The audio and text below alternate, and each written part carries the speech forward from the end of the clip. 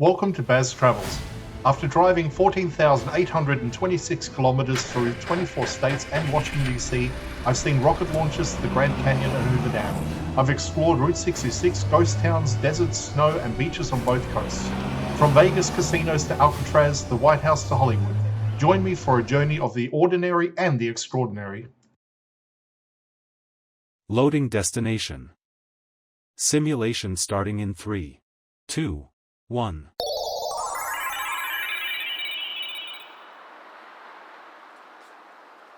To look around, move your phone or tablet. Click and drag if on a computer or move your head if using a VR headset. Please like and subscribe. Kansas City's Power and Light District is often associated with nightlife and sport, but its artistic backbone runs just as deep. This is a district built on performance.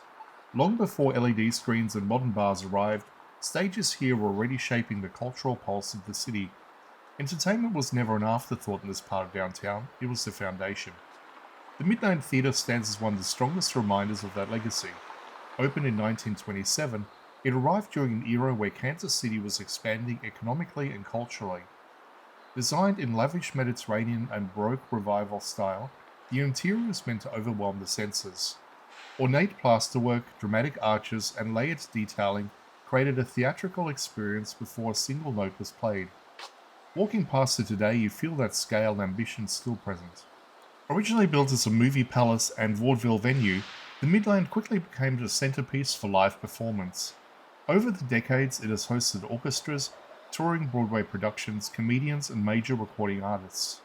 The building adapted as entertainment formats evolved. Silent films gave way to talkies. Touring bands replaced early stage reviews. The theatre never lost relevance because it stayed static. The Midland also reflects Kansas City's long connection to music, especially jazz. During the early 20th century, this city developed a national reputation for its sound. Live performance spaces anchored that identity. Theatres were not just places to watch shows, they were places where culture was actively produced. A few blocks away, the Foley Theatre reinforces that depth. Built in 1900, it is one of the oldest surviving theatres in Kansas City. Unlike many venues that were demolished during mid-century redevelopment, the Foley survived through restoration efforts. Its continued operation speaks to a city that values preservation alongside progress. The Foley hosts classic concerts, jazz series, and touring acts, keeping performances rooted in tradition. The Kansas City Repertory Theatre adds another dimension. While not a historic movie palace, it contributed contemporary drama and storytelling to the district's identity. Professional stage productions bring national scripts and original work into downtown circulation. The performing arts here are not limited to nostalgia. They are active and evolving. Public art also shapes the experience of this district. Murals and light installations appear across facades, blending modern design with historic architecture. Theatres are not isolated buildings, they're part of a broader creative ecosystem. Galleries, music venues, and performance spaces feed into each other. What makes the Power and Light District distinct is how performance integrates with urban design. Venues sit within walking distance of one another. Audiences move from dinner to show without losing momentum.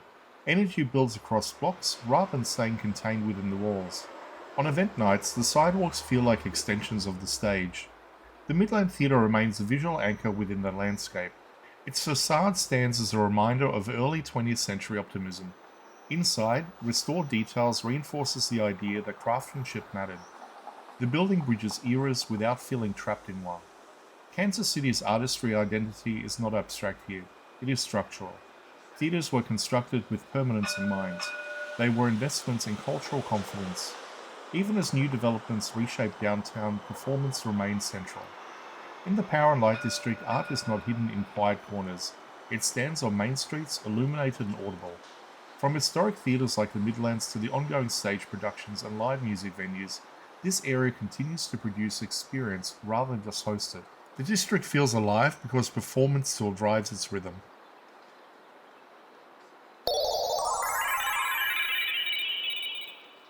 Simulation terminated.